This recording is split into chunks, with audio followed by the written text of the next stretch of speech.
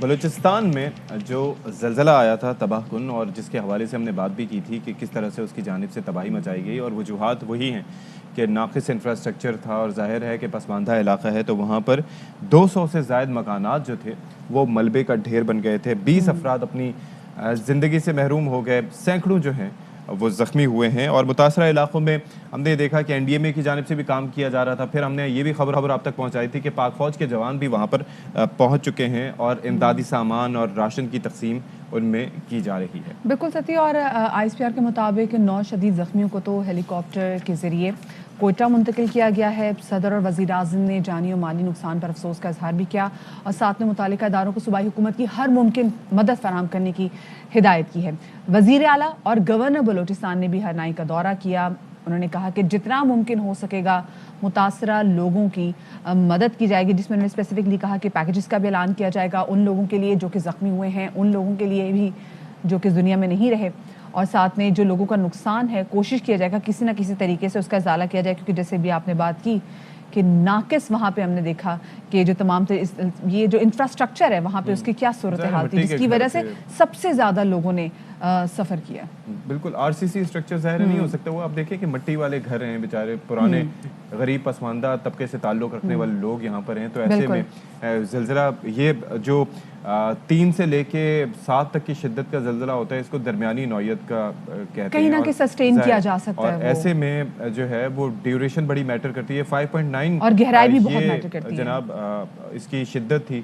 और गहराई ज़ाहिर है कि ये शैलो अर्थक्वेक था, मतलब गहराई अगर 50 किलोमीटर होती तो शायद उसके नुकसानात कम होते। ये 15 किलोमीटर थी तो उसके नुकसानात ज़्यादा हैं। तो अब इसकी वजह से अब वहाँ के लोग सफ़र कर रहे हैं। फिर आफ्टर शॉक्स का जो सिलसिला जारी है, तो ये लोग अपने जिनके घर महफूज भी हैं और हिल गए हैं, वो भी अपने घरों को वापस नहीं जा सकते। बिल्कुल। और लोग मजबूर हैं कि खुले आसमान तले। उन्होंने कल भी अपनी रात गुजारी है। कुछ लोग तो ये भी शिकवा कर रहे हैं कि जी हमें इमदादी जो हमें फैसिलिटीज़ देनी थी वो फैसिलिटीज़ हम तक नहीं पहुंची।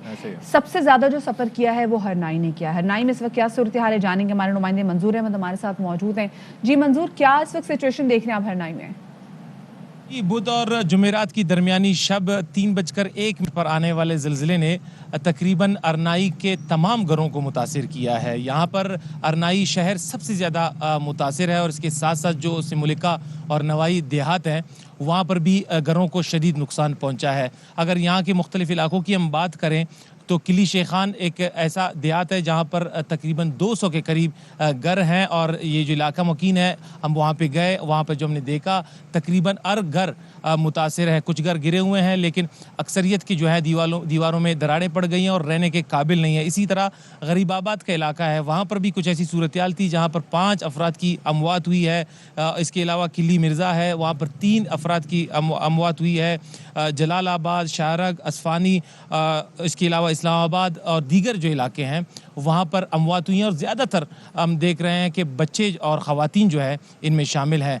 200 के करीब अफराद ज़ख्मी भी हुए हैं। उनमें ज़्यादातर ज़ख्मियों की हालत ये है कि किसी की टांग टूटी हुई है, किसी के आंत या बाजू और चेहरे और सर पर चोटें आई हैं। जो शदीद ज़ख्मी हैं उनको कल ही कोयटा शिफ्ट कर दिया गया था और वहाँ पर उनको तिब्बी इमदाद दी जा रही है। बेशतर ऐसे ज़ख्मी जो मामूली नौयत के उनके ज़ख्म थे उनको अरनाई और इसके अलावा सिबी और मुलिका अस्पतालों में इब्तिदाई तिब्बी इमदाद देने के बाद घरों को शिफ्ट कर दिया गया। जहाँ तक इमदादी और रिलीफ सरगर्मियाँ हैं वो गुज़िश्ता रोज़ ताख़ीर का शिकार रहीं। हम ये देखा कि सर्वे का अमल जो है काफ़ी देर तक जारी रहा।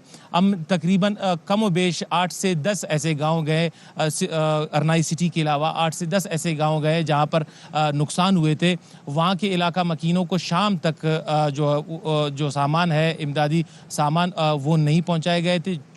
खौफ का आलम यहाँ पर शहरियों में है। जिस तरह के मैंने बताया कि हर घर तकरीबन मुतासिर है, हर घर के कमरों में दरारें पड़ी हुई हैं और ज़ाहिर है ज़लज़ला आने के बाद आफ्टर शॉक्स का भी इम्कान है और लोगों में ये खौफ भी है कि आफ्टर शॉक्स आने हैं। इसी वजह से रात भर लोग खौफ के आलम में रहे। जिन इलाकों में टेंट पहुँचाए गए वो तो सही, लेकिन जहाँ तक टेंट और दीगर सामान नहीं पहुँचाए जा सके वो खुले आसमान तले रात भर रहे। जी बुध और जी बहुत शुक्रिया मंजूर, हमें सूरत हाल से आगाह कर रहे थे।